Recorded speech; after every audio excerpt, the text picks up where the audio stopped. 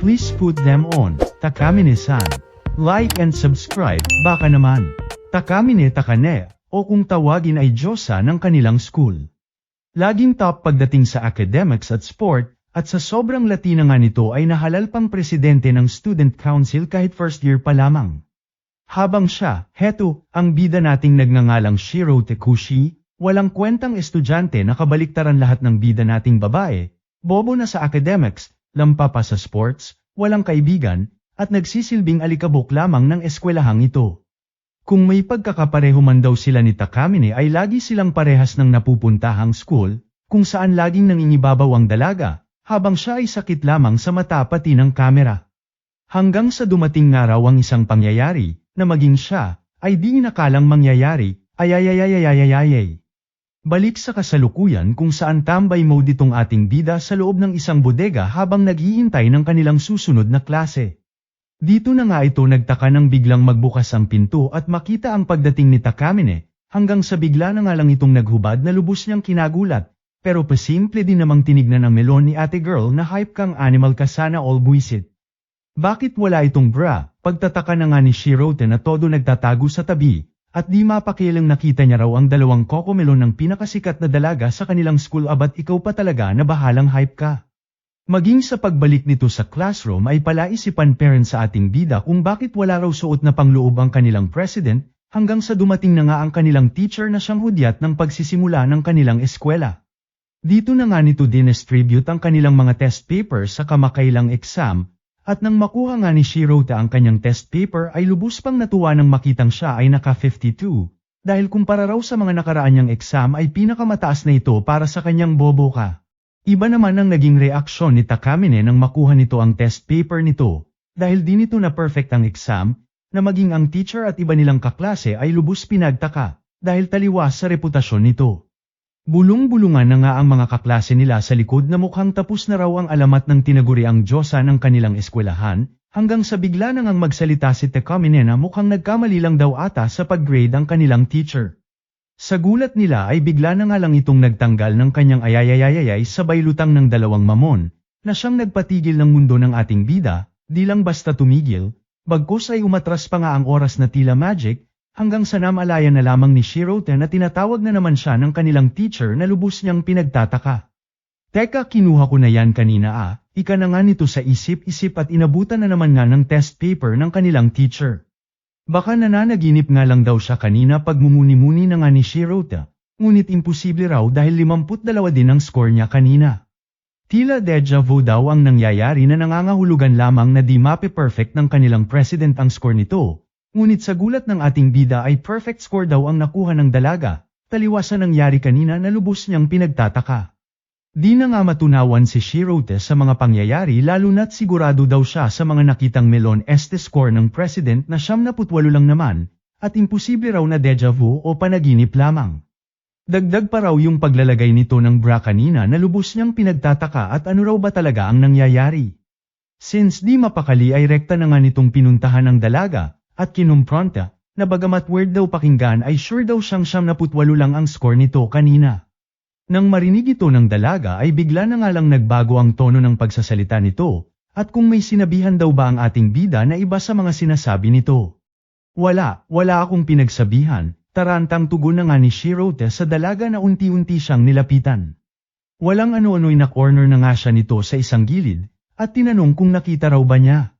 Kung nakita raw ba niya ang kanyang mga melon kanina sa PA equipment room. Otol-otol na nga nitong itinanggi ang paratang ng dalaga, na siyang nagpangiti naman kay Takamine at wala na nga raw mangyayari kahit sakta niya man ang binata, kaya pag-usapan na nga lang daw nila.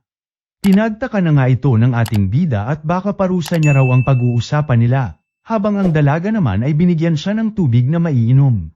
Sa sobrang nerbiyos ni Shirota ay nagkadetapon-tapon na nga nito ang tubig, na siyang agad namang naiwasan ni Takamine. Ba't kasi tarantang-taranta ka naman? Ika na nga sa kanya ng dalaga at sinabi naman na niyang di niya ito sasaktan. Samantalahin na nga lang daw nila ang pagkakataon sabay bigla na lamang naghubad. Dito muli ay lumutang na naman ang paro-paro ni ate girl, sabay oras ay tila tumigil at umatras. Namulat na nga lang ang ating bida sa dalagang basang-basa ang damit, na lubos nitong pinagtaka, At bakit tila nabago na naman daw ang mga pangyayari? Ano natatayo ka lang dyan? Abat panasan mo ako. Ika na nga sa kanya ni Takamine na siya din naman niyang nilapitan ng tarantang-taranta. Abat jackpot na naman nga ang hinayupak nating bida na siyang tila napilitan pang panasan ng dalaga, hanggang sa tanungin na nga ito ni Takamine kung wala raw ba itong napapansin bukod sa basa niyang damit. Abat bobo din talaga itong binata at di matanto ang tanong ng dalaga, kaya naman mismong si Takamine na ang kumuha ng kamay nito at nirekta sa melon nito, at pinaramdam kung ano raw ang naiiba kanina ayayayayayay. Syempre di ko pwede ipakita kaya imagine nyo na lang, pero syempre bilang suporta mag-subscribe ka na. Hirap i-recap nito pero syempre love ko kayo ginawa ko na para sa inyo, hihi, comment recap candy lang sak alam. Anyway, ayun na nga, di na nga kinaya ni Shirota ang mga pangyayari at napasabi na lamang na napakalambot daw, kaya sinipa na ng dalaga sa itlog nito at napakabobo raw. Wala na yung bra ko tanga mong hype ka. Ika na nga nito kay Shirota at sinabing ito raw ang naiiba niyang kakayahan, at tinawag nitong Eternal Virgin Road, na sa tuwing tinatanggal niya ang kanyang bra, ay nagagawa niyang baguhin ang nakaraan. Kagaya kanina, binago ko ang pangyayari na imbis na iwasan ko ang tubig na natapon mo, ay sinalo ko kaya ako nabasa. At siguro napapaisip ka kung saan napunta ang bra ko kanina, at kung bakit ikaw lamang ang nakakaalala ng lahat. Dito na nga nito pinaliwanag na anumang pangloob na ginamit niya sa kanyang skill ay literal na nawawala, at sino mang nakakita ng kanyang mga melon ay nananatili ang memorya sa anumang nangyari bago ang skill. At siguro daw nagtataka rin ito kung bakit may taglay siyang skill na ganito. Ika na nga ng dalaga habang si Shirota nagtataka dahil wala naman daw siyang tinatanong sa dalaga kanina pa. Abat syempre dahil karapat dapat daw siyang maging number 1, banat na nga ni Takamine, na number 1 sa lahat ng bagay. Mapa-academics man, sportsman, mula ulo hanggang paa numero 1 saan ka pa, na hindi nga raw maiintindihan ng isang talunan at walang kwentang tao tulad ni Shirota. Pero syempre sa kabila nga raw ng kanyang talento at pagsusumikap, ay di may iwasang may mga pagkakamali siya, na siyang sinimulan daw ng kanyang skill way back noong grade 5 daw siya. Dati pa lamang daw ay nangunguna na siya sa lahat, mapa-sportsman o academics, ngunit noong athletic festival daw, sa kasamaang palad ay sumakit ang tiyan niya, dahil sa isang panis na bento na nakain niya bago ang karera, na siyang nagresulta sa pagkatalo nila at second place lamang. Lubos niya nga itong dinamdam at sa sobrang hiya ay naihi siya sa kanyang shorts. Nang tanggalin nga raw niya ang kanyang underwear ay doon na nagsimula ang lahat, at sa gulat niya ay hawak na niya ang first place sa nasabing karera. Kung susumain ay nabuo raw talaga ang skill na ito para manatili siyang number 1, ano gets mo na? Ika na nga nito kay Shirota. Sa isip-isip naman ng binata ay bukod sa weird ay baliw daw ata itong dalaga, at mahirap nang madamay sa buhay nito at mas mabuting iwasan na lamang. Ngunit bago pa man siya makahirit ay muli na namang nagsalita ang dalaga, sa kung bakit sinasabi raw sa kanya lahat ng ito. Dito na nga nito iminungkahi na siya ang maging personal closet nito, o tagadala ng underwear since kapag ginagamit niya ang kanyang skill ay nawawala ito, tutulong na magbihis sa kanya. At mahirap nang muli ay masilipan siya gaya ng ginawa raw ni Shirota. Nabahala naman ang binata dahil tila mag-aakmang alipin daw siya ng dalaga tsaka wala naman daw benefit sa kanya ang iminungkahi nito. Abat susi ka pa talaga, ika naman ni Takamine, at dapat nga raw magpasalamat pa sa kanya ang binata. Sa kabila nito ay agad naman itong tinanggihan ng bobo, sabay sabing uuwi na siya at di nga raw niya Eric ang utak ng dalaga na tila may saltik. Subok naman itong pinigilan ng dalaga hanggang sa aksidente nangang natamba ang dalawa, sabay sorry ni ate girl at pasensya na raw na masyado niyang pinangunahan ang ating bida. Walang ano-ano'y kinuha na nga nito ang kamay ng binata sabay nilagay sa kanyang dibdib, na sa pagkaakala ng binata ay reward niya. Ngunit sa gulat ni Shirota ay bigla na lamang sumigaw na umalingaw-ngaw sa buong eskwelahan. Natulala na nga lang ang binata habang pinagtulungan naman ng mga rumesponding estudyante ang ating bida, at inakalang minamanyak niya ang dalaga.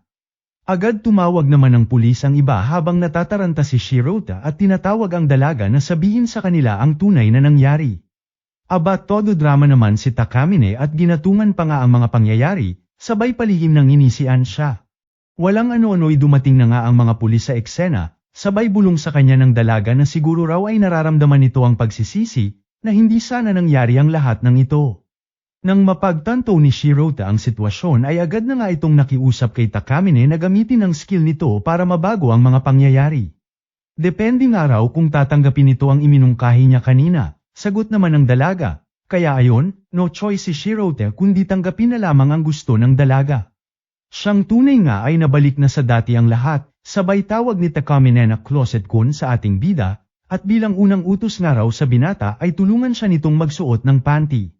Nasa bag nga raw niya kaya kunin na lamang nito.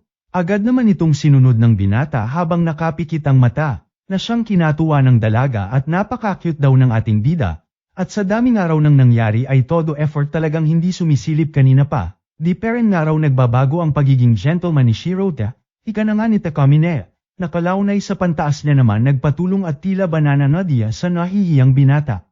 Like and subscribe sa mga gusto mag-volunteer na magsuot kay Ate Girl, hihi.